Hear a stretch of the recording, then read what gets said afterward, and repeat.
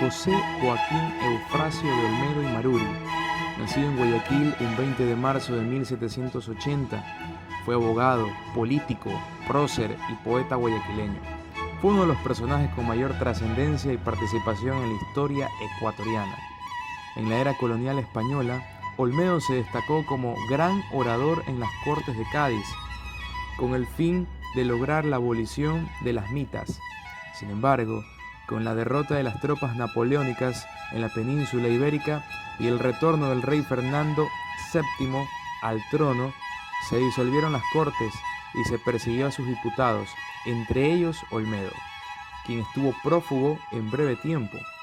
Volvió a Guayaquil e inició, junto a otros partidarios de las ideas emancipadoras, la preparación para la independencia guayaquileña, la cual se concretó el 9 de octubre de 1820.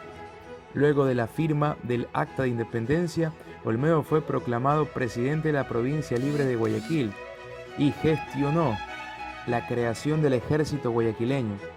Luchó por la emancipación de los demás pueblos de la antigua Real Audiencia de Quito, obteniendo la ayuda de Antonio José de Sucre, con quien suscribió un convenio de cooperación bélica que unía las tropas locales con las colombianas.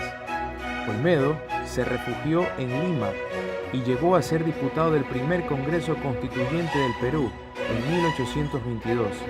Sin embargo, en 1827, junto a Vicente Rocafuerte, lideró la rebelión del departamento en contra de las políticas centralistas bolivarianas.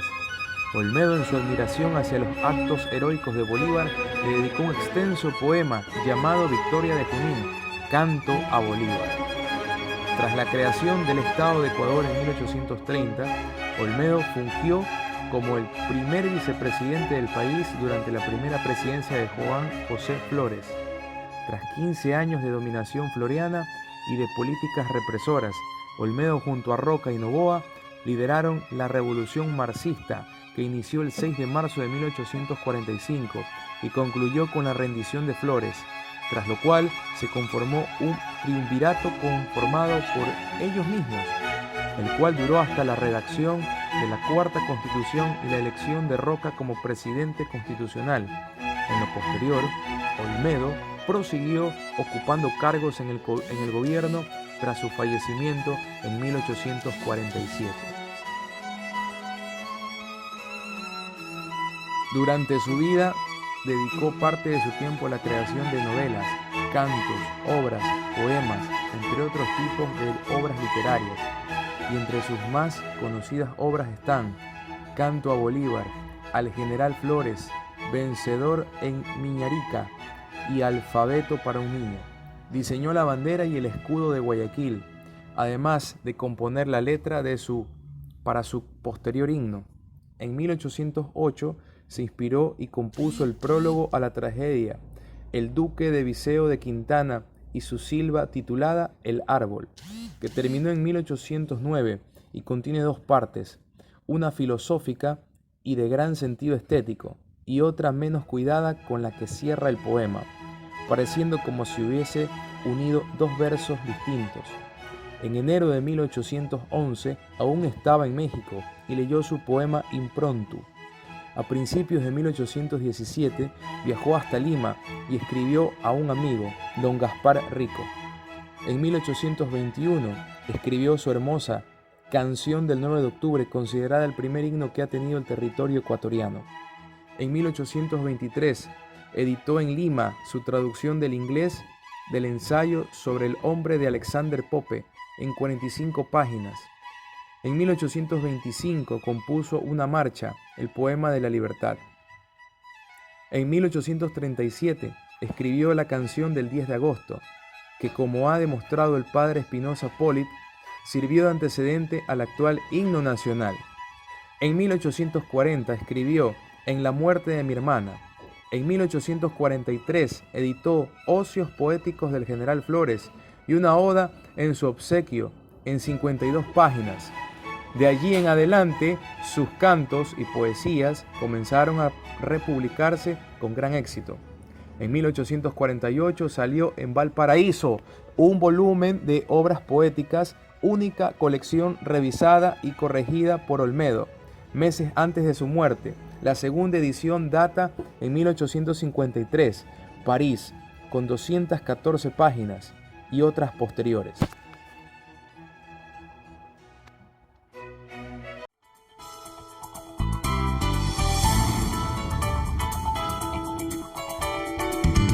Jorge, muchísimas gracias por estar aquí. Qué honor tenerte en Mesa de Análisis de Arte y Cultura. Muchas gracias por tu invitación, Karina, muy amable. Un pequeño paréntesis. Más que vicepresidente de la República, fue el primer gobernante de un jirón del territorio ecuatoriano, como lo dijera Aurelio Espinosa Poli. Entonces tenemos que regresar mucho más allá de 1830. Tenemos que irnos hacia un 9 de octubre de 1820 y quizás mucho antes que eso también. Se dice de José Joaquín de Olmedo que era un poeta, pero era filósofo, matemático, abogado, orador, una persona que verdaderamente movía la sensibilidad, catedrático de la Universidad de San Marcos, me parece, ¿no? Cuéntanos un poco sobre esa fase de José Joaquín de Olmedo que no se conoce. Bueno, realmente se resume que dice, fue el padre de la patria, el ídolo del pueblo, poseyó todos los talentos y practicó todas las virtudes. Amó todo lo que era amable, amó todo lo que era bello. Es decir, Olmedo era un hombre universal, un talento realmente. Es minimizarlo decir que era un poeta solamente, porque él fue un gran político, tan gran político que la independencia de los diferentes países de Sudamérica, en muchos de ellos tienen un legado muy fuerte de Olmedo. Olmedo lo que era un gran pensador, un hombre totalmente libre e independiente. Recuerda tú que ya en 1812 estuvo en las Cortes Españolas de Cádiz y él pronunció ese célebre discurso de las mitas y obrajes peleando sobre la libertad de los indios. Fue perseguido precisamente por eso.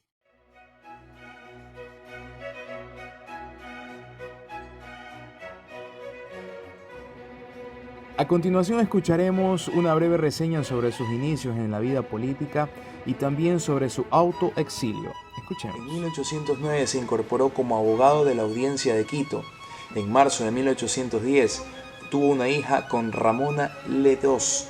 Acompañó a José de Silva y Olave en su viaje a España. En septiembre recibió en México el nombramiento de diputado por Guayaquil a las Cortes de Cádiz. Semanas después se viajó hasta España y se incorporó a dichas cortes. El 12 de agosto de 1812 pronunció su célebre discurso sobre la abolición de las mitas, y no era un gran orador, pero causó un buen efecto, y el diputado Castillo inició la discusión y las cortes finalmente aprobaron la abolición de las mitas. Este discurso se ha publicado en varias oportunidades desde que Vicente Rocafuerte lo dio a la imprenta en Londres. Entonces consiguió que su protector y pariente José de Silva y Olave fuera designado como obispo de la diócesis de Huamanga. Olmedo regresó a la ciudad de Guayaquil el 20 de agosto de 1808, teniendo la oportunidad de estar presente en la muerte de su padre, por quien sentía un profundo respeto y admiración. El autoexilio, uno de los hechos más importantes en la vida de José Joaquín de Olmedo, se dio un 31 de julio de 1822, cuando Simón Bolívar decretó la anexión de la provincia de Guayaquil a la Gran Colombia. Olmedo protestó por esta anexión y el 29 de julio emigró a Perú junto con Jimena Roca y con más de 200 vecinos de la primera distinción. Un 22 de septiembre fue electo diputado por el departamento de Puno y formó parte de la comisión designada por el Congreso Constituyente de 1822 para redactar la primera constitución política del país. A nombre del Congreso cursó una invitación a Simón Bolívar para que traslade al Perú a luchar por la independencia. Desde ese entonces volvió a entablar amistad con el Libertador y cuando se enteró en 1824 de la victoria de Junín, inició el Canto a Bolívar, poema épico que le dio fama internacional al salir publicado en Guayaquil en 1825 y en Londres de 1826.